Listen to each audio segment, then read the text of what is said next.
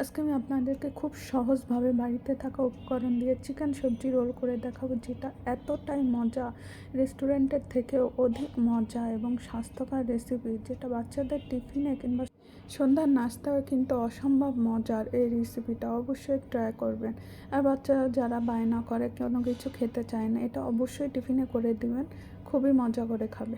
Hello viewers, আসসালামু আলাইকুম। Welcome to my cooking channel শখের এসে। এখানে একটা বড় বাটি নিয়েছি, বাটিতে আমি 2 কাপ সমান সমান ময়দা নিয়ে নিচ্ছি।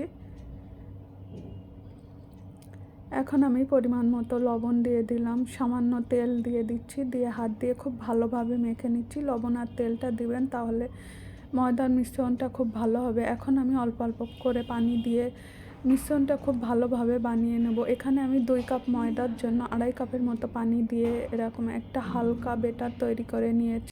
একটা বাটিতে কিছুটা পরিমাণ আমি বেটারটা রেখে দিলাম, সেটা আপনারা দেখলে বুঝতে পারবেন কেন রেখেছি। অন্যদিকে একটা ফ্রাই প্যান বসিয়ে হালকা লো আঁচে আমি 1 হাতা করে গোলাটা দিলাম এবং পাতলা রুটি করে নিলাম। দেখলে বুঝতে পারবেন কী পরিমাণ পাতলা হয়েছে, আপনারা দেখলে বুঝতে পারবেন। এভাবে 1 হাতা করে দিয়ে আমি ঘুরিয়ে ঘুরিয়ে রুটিটা বানিয়ে নিচ্ছি। 2 থেকে 3 মিনিট করলেই হয়ে যাবে, এটা আপনারা দেখলে বুঝতে পারবেন। দেখুন, এভাবে সবগুলো আমি একে একে করে নিয়েছি। এখন আমি রোলের ভিতরের পুরটা করে নিব। একটা ফ্রাই প্যান নিয়েছি, পরিমাণ মতো তেল নিয়েছি, 2টা পেঁয়াজ কুচিয়ে নিয়ে একটু নাড়াচাড়া করে নিয়েছি, বেশি ভাজবো না।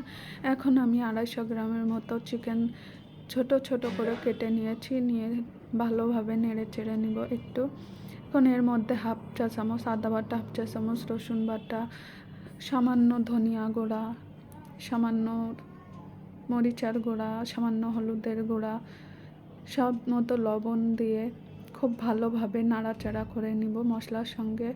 এখন এর মধ্যে আমি একটা আলু কুচিয়ে রেখেছিলাম, সেই আলুটাও দিয়ে খুব ভালোভাবে কষিয়ে নিচ্ছি। নিয়ে 2 থেকে 3 মিনিটের জন্য ঢেকে রেখেছিলাম। 3 মিনিট পরে একটা মিডিয়াম সাইজের গাজর কুচিয়ে দিয়ে দিয়েছি, আরও 2 থেকে 3 মিনিট ঢেকে রাখবো।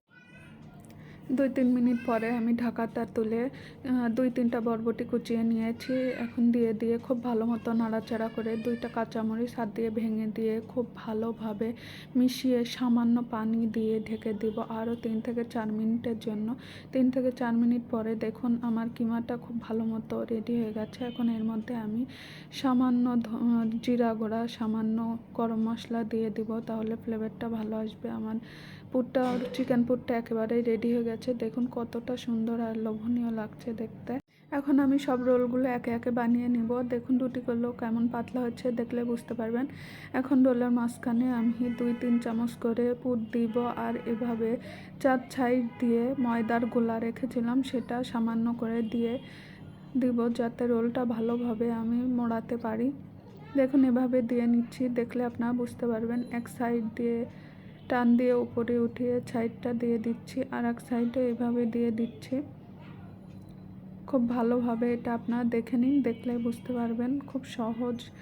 এবার মাথা দিয়ে এভাবে রোলের মতো পেঁচিয়ে পেঁচিয়ে শেষ পর্যন্ত নিয়ে আসছি, দেখলে বুঝতে পারবেন খুবই সহজ। দেখুন আমার একটা রোল হয়ে গেল। এভাবে আমি সবগুলো একে একে বানিয়ে নিব। আরও আরেকটা দেখিয়ে দিচ্ছি, দেখুন দেখলেই বুঝতে পারবেন, খুবই সহজ। এভাবে মুড়িয়ে মুড়িয়ে সবগুলো রোল নিয়ে নিচ্ছি। আপনারা আটার বেটারটা, ময়দার বেটারটা অবশ্যই দিয়ে নেবেন, তাহলে জোড়াটা ভালো লাগবে। এগুলো আমি সব বানিয়ে নিয়েছি। এখন আমি রোলগুলো হাতে নিয়ে নিব, আর আগে থেকে সেই ময়দার বেটারটা উঠিয়ে রেখেছিলাম, তার মধ্যে চুবিয়ে চুবিয়ে ব্রেড ক্রাম্বের ভিতরে গড়িয়ে গড়িয়ে নিব। দেখুন কীভাবে নিচ্ছি, খুবই ইজি।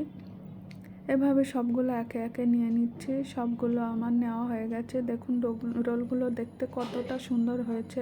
এখন আমি একটা ফ্রাই প্যানে পরিমাণ মতো তেল দিয়ে সামান্য গরম হলেই রোলগুলো দিয়ে দিব।